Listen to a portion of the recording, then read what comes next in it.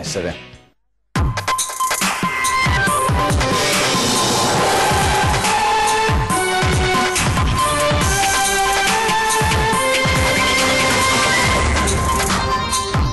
Nuova tragedia sul lavoro, colpita ancora una volta la Marca trevigiana, operaio muore schiacciato da una press in un mobilificio a Salgareda.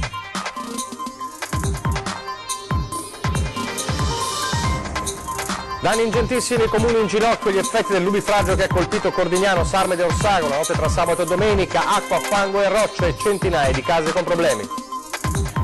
Stamane l'udienza di convalio dell'arresto del 25enne senegalese arrestato con l'accusa di aver stuprato a Jesolo la quindicenne. L'uomo ha fatto richiesta di vedere la compagna e la figlia. Passeggio sulle rive del Garda a Bardolino, ma scivola, cade in acqua e muore annegato. Tragedia ieri sera, la vittima un turista in vacanza con la famiglia in un vicino campeggio.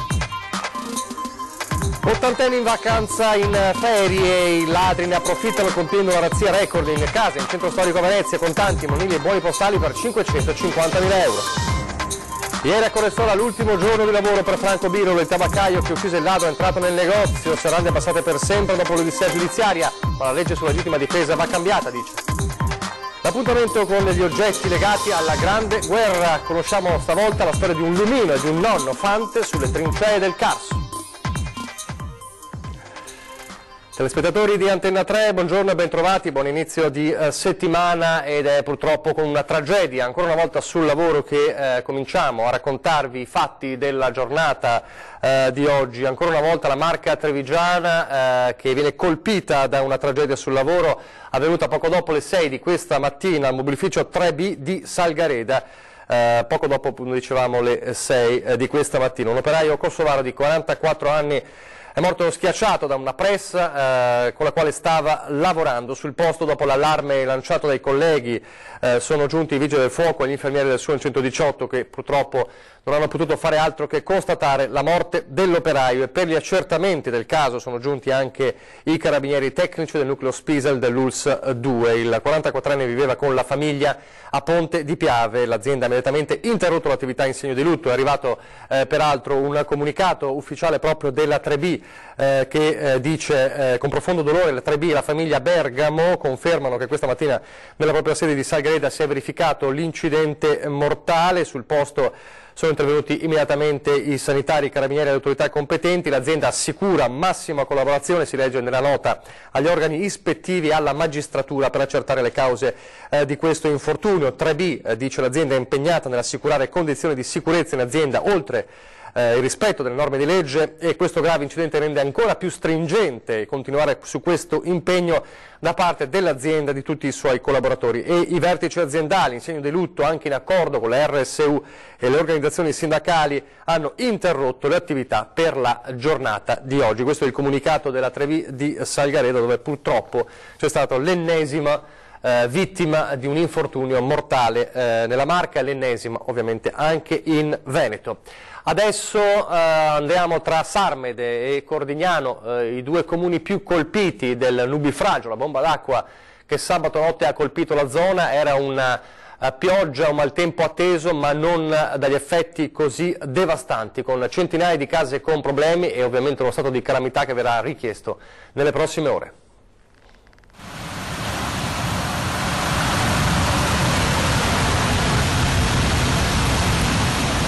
Quando una piazza diventa un lago di acqua e fango, è il paese delle fiabe, Sarmede, che diventa per una notte il paese dell'incubo, in compagnia della vicina Cordignano, di Orsago e in misura minore di Vittorio Veneto e Conegliano.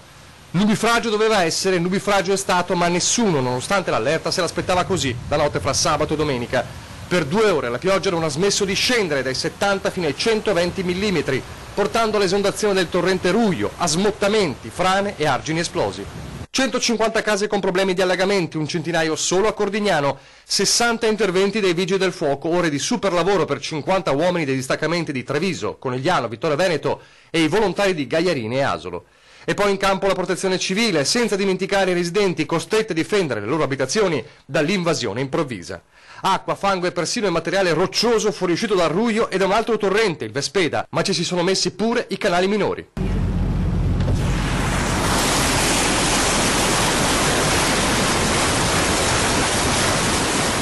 Strade e vie come fiumi, gente al lavoro negli scantinati allagati o colmi di fango, un bed and breakfast travolto dalla roccia arrivata dall'alveo dei canali straripati e che solo qualche ora prima aveva ospitato un gruppo di bambini autistici. Cordignano e Sarmede con la richiesta di stato di calamità naturale già in mano e dovranno essere conteggiati i danni ingentissimi, quasi milionari. Tutto questo mentre allo sconforto si mischia la rabbia di chi punta il dito contro manutenzioni mai fatte o scarse sui torrenti pieni di foglie, rami e detriti, perché se bomba d'acqua è stata, dicono, un disastro del genere forse si poteva evitare. E adesso parliamo del caso dello stupro di Jesolo e dell'arresto, come sappiamo, del 25enne senegalese che è avvenuto a Mestre sabato e in queste ore c'è la convalida dell'arresto del 25enne. Allora, per avere tutti gli ultimi aggiornamenti ci colleghiamo in diretta telefonica con Venezia, con la nostra Tiziana Bolognani. Tiziana.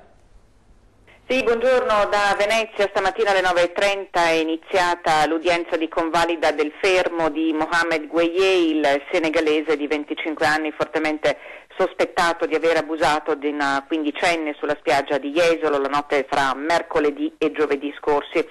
L'uomo da sabato mattina è rinchiuso nel carcere di Santa Maria Maggiore, c'è attesa di conoscere le decisioni del GIP Roberta Marchiori, che per gli inquirenti non potrà che confermare l'impianto accusatorio costruito dalla squadra mobile coordinata dal pubblico ministero Massimo Michelozzi. Ieri Mohamed Gueye, che gli amici chiamano Mario per la sua somiglianza con l'ex calciatore dell'Inter Mario Balotelli, ha incontrato il suo legale, l'avvocato Jacopo Alessi, che si è riservato di dire quanto il suo assistito ha raccontato. Gueye ha chiesto però della sua bambina e della sua compagna italiana, che non lo ha lasciato da solo. A Mohamed Gueye la polizia è arrivata grazie alle immagini della videosorveglianza sistemate sul lungomare di Jesolo, ma soprattutto al riconoscimento fotografico cui ha collaborato la vittima, che dopo aver trascorso 3 giorni all'ospedale, prima di San Donà, poi di Trieste, è tornata a casa dai suoi genitori.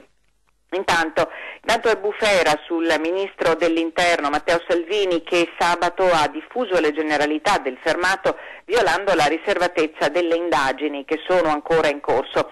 Salvini non si era limitato a dare il nome della 26enne, ma in un post su Facebook ne aveva tracciato il profilo, rivelando così la sua condizione di padre e di compagno di una italiana, circostanza che secondo il nostro ordinamento non ne consente l'espulsione. A Marcon, dove Gueye ha vissuto, si è appreso che erano state avviate le pratiche per la cancellazione dall'anagrafe del nome di Mohamed Gueye perché irreperibile dal 2015. Per il momento è tutto, a voi. Grazie a Tiziana Bolognani. Una tragedia in vacanza per un 71enne veronese che si trovava appunto in ferie con la famiglia in un campeggio a Bardolino. Si trovava ieri sera poco dopo le 22 e stava passeggiando nei pressi del pontile Roccavela sul lago di Garda quando è scivolato per cause ancora in fase di accertamento ed è finito in acqua, non riuscendo più a risalire. Dall'allarme dei passanti che hanno visto il corpo galleggiare a pochi metri dalla riva, subito sono intervenuti i vigili del fuoco con la squadra nautica di Bardolino e gli operatori del 118, però non c'è stato altro da fare se non constatare il decesso del 71enne e sono state vacanze tragiche anche quelle di una famiglia padovana di Gazzo in Puglia, dove purtroppo si è consumata una tragedia, un dramma davvero incredibile. Il loro figlio di appena 2 anni morto soffocato da un chicco d'uva e ovviamente la comunità è sconvolta.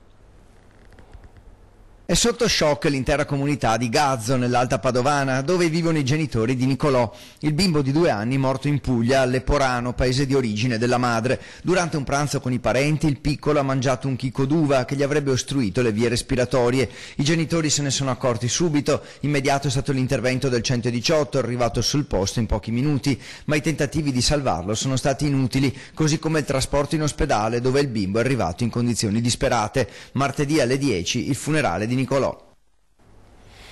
Erano in vacanza anche i 2 ottantenni, marito e moglie veneziani del centro storico, che si sono visti razziare la loro abitazione a Cannareggio con un colpo davvero da record. Sarebbe infatti di oltre 500.000 euro l'ammontare della refurtiva rubata dai ladri a Canareggio nei giorni scorsi. Ovviamente i proprietari se ne sono accorti al loro ritorno.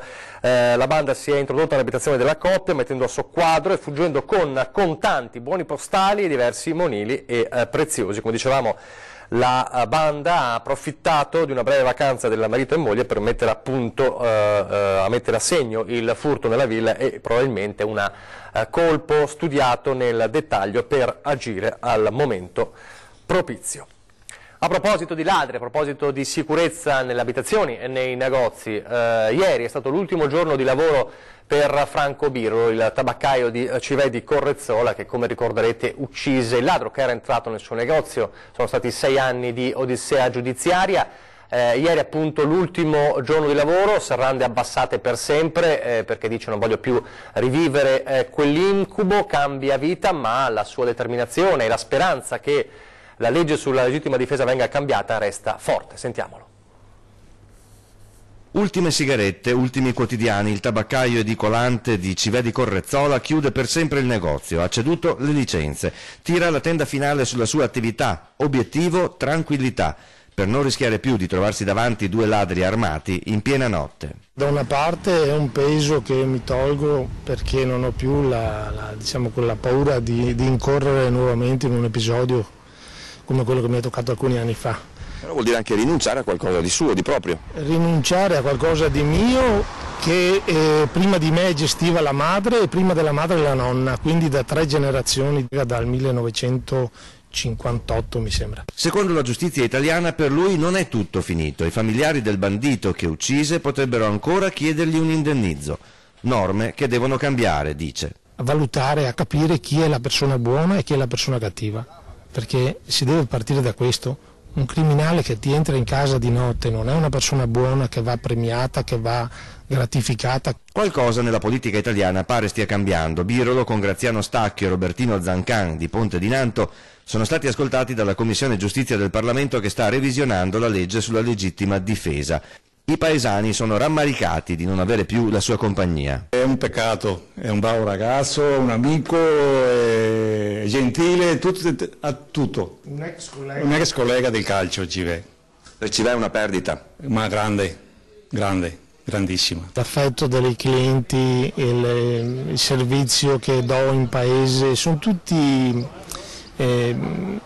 tutte cose positive che ti aiutano ad andare avanti, che ti gratificano oltre all'aspetto economico. È una bella cosa, vuol dire che la gente ha un buon ricordo e è rimasta soddisfatta, diciamo, del servizio che ho fornito.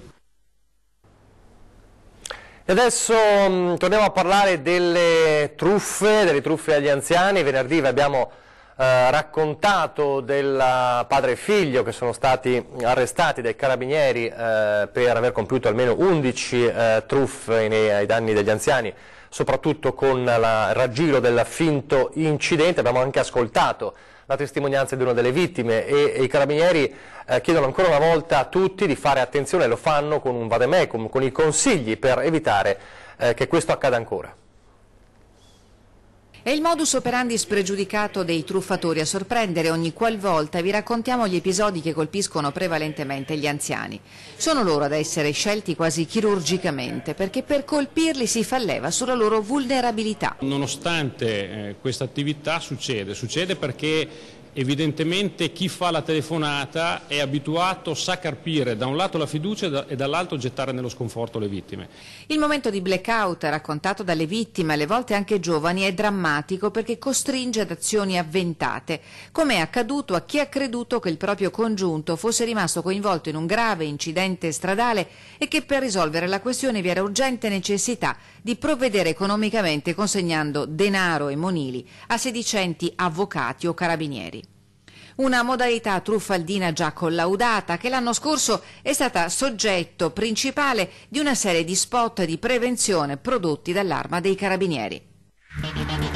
Se qualcuno ti contatta dicendoti che un tuo familiare è nei guai e ti chiede soldi per risolvere il problema, attento, è quasi di certo un truffatore. Ti dirà di essere un avvocato o un agente in borghese. Non avere timore, tu chiama subito i carabinieri. Non viene lasciato alle vittime il tempo, perché la telefonata è incalzante, si rappresenta uno stato di pericolo o di grave situazione di un familiare caro e di lì a breve si presenta alla porta una persona che dice mi ha mandato l'avvocato piuttosto che i carabinieri di. E allora la cosa è fatta. Se passa il tempo, e normalmente passa, basta qualche minuto, cominciano a pensare, capiscono di essere stati vittime di una truffa, ma è tardi. Gli appelli agli anziani, a chi vive o si occupa di loro, sono rivolti innanzitutto a invitare i più deboli a non aprire la porta a chi che sia e a diffidare degli sconosciuti. In caso di dubbio è sempre meglio chiamare il 112 per essere sicuri di chiedere aiuto ad autentici carabinieri ed evitare il rischio di avere a che fare con impostori. Eventi e sicurezza, saranno oltre 1000 uomini, 200 al giorno tra forze dell'ordine e vigili del fuoco per garantire appunto la sicurezza, e ci saranno anche squadre antiterrorismo. Parliamo dell'Home Festival al via fra qualche giorno. 1000 uomini in 5 giorni per garantire all'Home Festival l'ex Dogana la sicurezza. In campo, annuncia il questore Maurizio Dalle Mura, presentando l'apparato approntato per l'evento in partenza mercoledì prossimo, anche le squadre antiterrorismo di polizia e carabinieri. Il compartimento della polizia postale è stato incaricato di fare l'esame dei siti per vedere se ci sono minacce che possono riguardare l'Home Festival.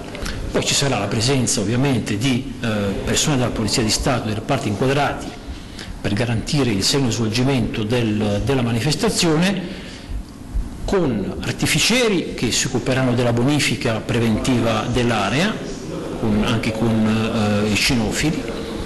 E poi ci saranno le squadre della SOS, dell'Arma dei Carabinieri, della UOPI, sono le squadre dell'antiterrorismo, ma non ci sono segnali particolari. Il nostro dovere è quello di prevedere tutto quello che è possibile prevedere, con l'impiego di tutte le risorse che riteniamo necessarie per garantire il sereno svolgimento della festa. In fondo è una festa musicale, no? Il Home Festival.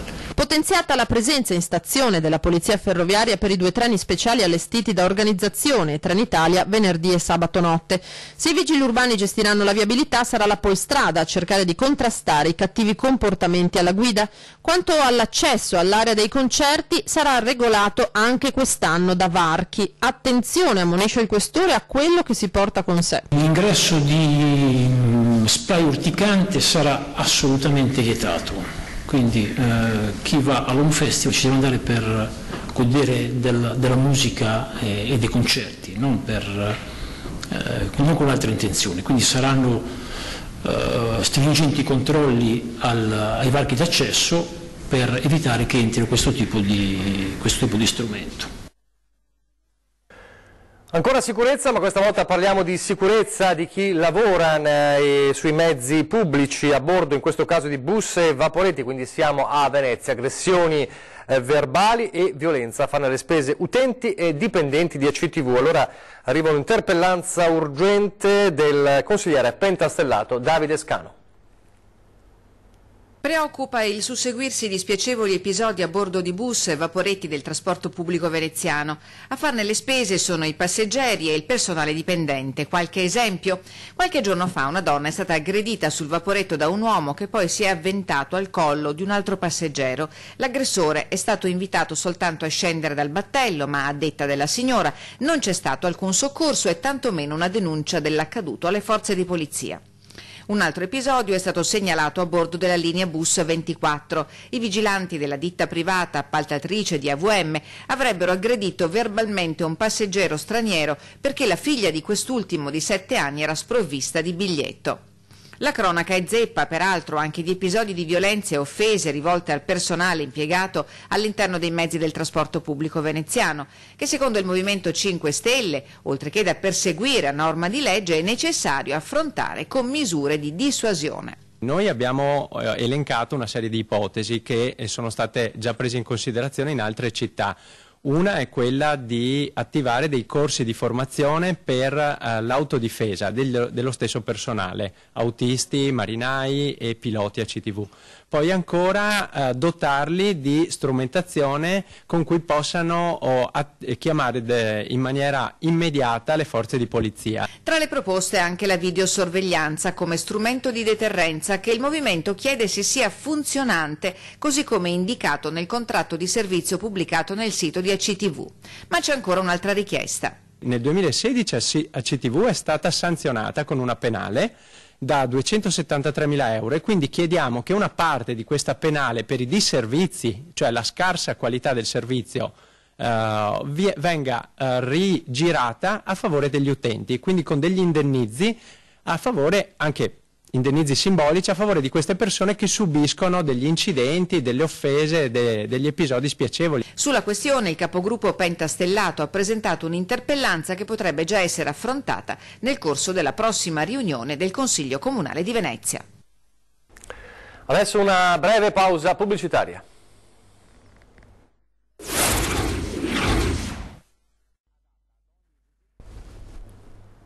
Rieccoci in studio, prima edizione del nostro telegiornale, torniamo a parlare della memoria della Grande Guerra, il nostro viaggio che continua tra gli oggetti, i vostri oggetti legati alla Grande Guerra e questa volta parliamo di un lumino speciale e di un nonno che fu fante sul Carso. Mio nonno ha fatto la guerra 15-18 nel Carso, a Oslavia, sul Monte San Michele, e era sergente maggiore, e anche suo fratello era un cappellano militare della Croce Rossa dei Camilliani, ferito durante la guerra. Una delle 5.800.000 storie di altrettanti soldati italiani, tasselli di quel mosaico unico che è stato la Grande Guerra.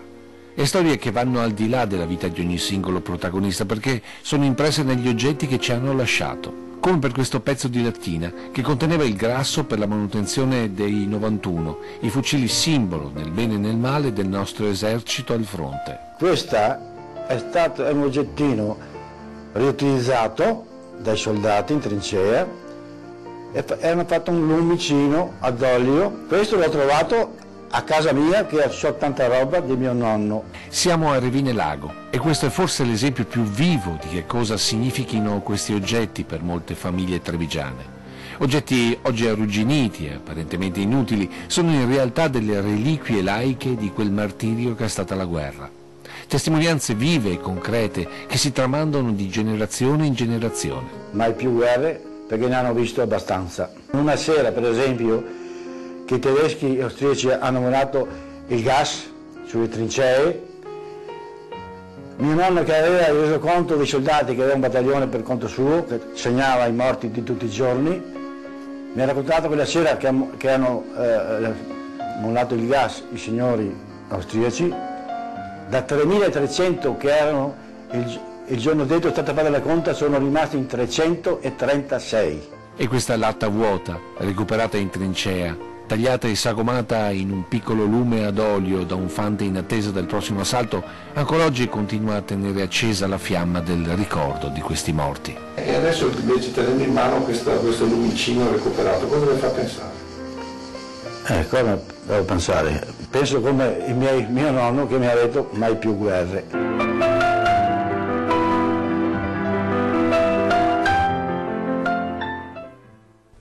Adesso parliamo di sport e solidarietà, perché compie 30 anni il Memorial Paolo Meneghello, la corsa podistica per ricordare il giovane di Santa Cristina di Quinto di Treviso, morto giovane appunto di un tumore, una manifestazione di solidarietà allo scopo di raccogliere fondi per la LILT. Negli anni sono stati donati oltre 160.000 euro.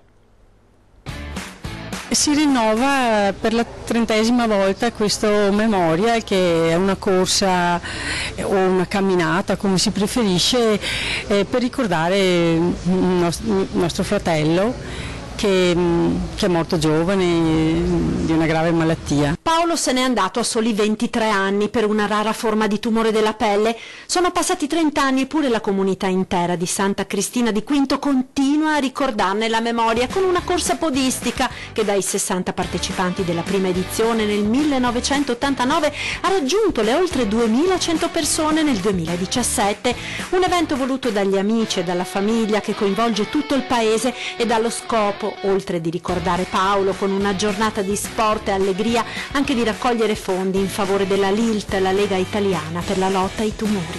Paolo amava veramente tanto, tantissimo la compagnia e amava stare assieme alle persone e a donare, e perciò noi, per ricordarlo maggiormente, abbiamo deciso anche noi di donare quello che possiamo assieme a tantissima gente, tantissime persone che ci aiutano, amici, volontari, per donare, perché lui per quel poco che ha vissuto comunque ha donato tanto. L'appuntamento è per domenica 2 settembre alle 9 a Santa Cristina, 2 i percorsi, uno di 6, l'altro di 11 chilometri, che si snodano attraverso le bellezze paesaggistiche del comune di Quinto di Treviso, toccando anche i limitrofi Morgano e Paese. Ognuno potrà partecipare come se la sente, correndo, come sicuramente farà Giovanni Gatto, atleta quintino che quest'anno ha guadagnato il 6° posto nei 3000 siepi ai mondiali di Tampere, o semplicemente camminando, magari approfittando dei tanti punti di ristoro.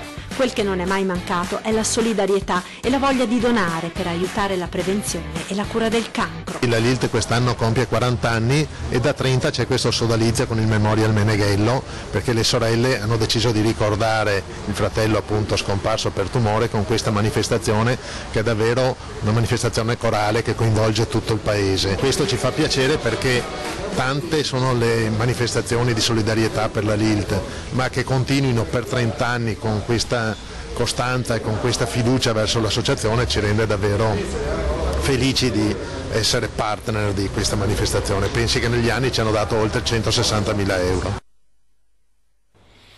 È tutto per questa prima edizione, grazie per averci seguito. Arrivederci.